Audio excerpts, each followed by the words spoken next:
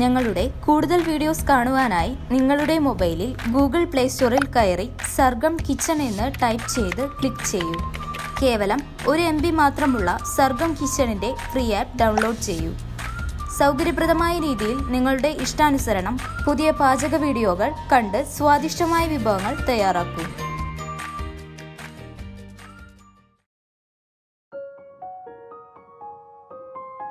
നമുക്കിന്ന് നേന്ത്രപ്പഴം കൊണ്ട് ഈസി ആയിട്ടുള്ള ഒരു ജ്യൂസ് തയ്യാറാക്കാം. വളരെ ഈസിയാണ്, നല്ല ഹെൽത്തിയാണ് താനും.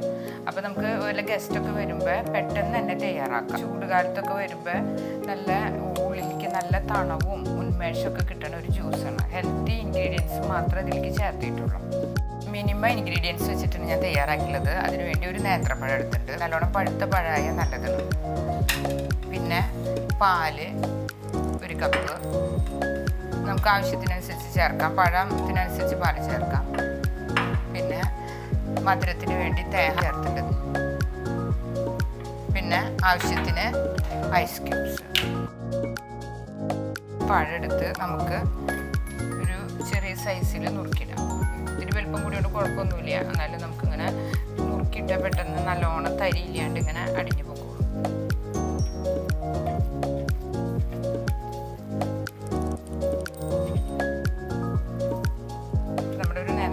നല്ല വലിയ നേന്ത്രപ്പഴം അരിഞ്ഞിട്ടുണ്ട്. പിന്നെ അതിലേക്ക് നമ്മൾ ഐസ് ക്യൂബ്സും പാലും ചേർക്കണം. അതിലേക്ക് ആദ്യം പാല് ചേർത്തു. കുറച്ച് പാല് ചേർത്തിട്ടുള്ള നല്ലോണം അടിഞ്ഞതിന് ശേഷം നമുക്ക് ബാക്കിയുള്ള പാല് ചേർക്കാം. പിന്നെ ഐസ് ക്യൂബ്സ്,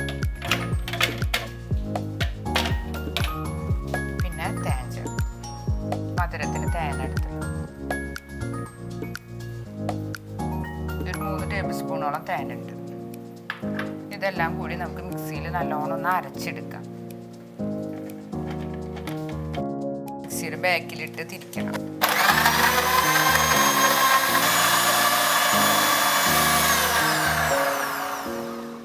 ഇതിലേക്ക് നമുക്ക് ബാക്കിയുള്ള പാലും കൂടി ചേർത്ത് നല്ലോണം അടിച്ചെടുക്കാം.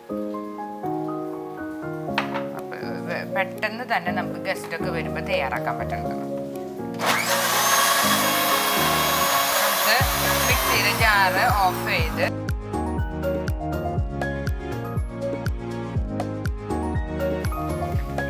നമ്മുടെ ഈസി ആയിട്ടുള്ള പഴം ജ്യൂസ്.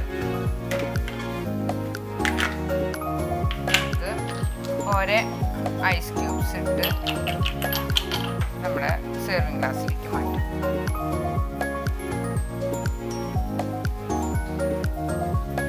വളരെ ഹെൽത്തി ആയിട്ടുള്ള ഒരു ജ്യൂസാണ്.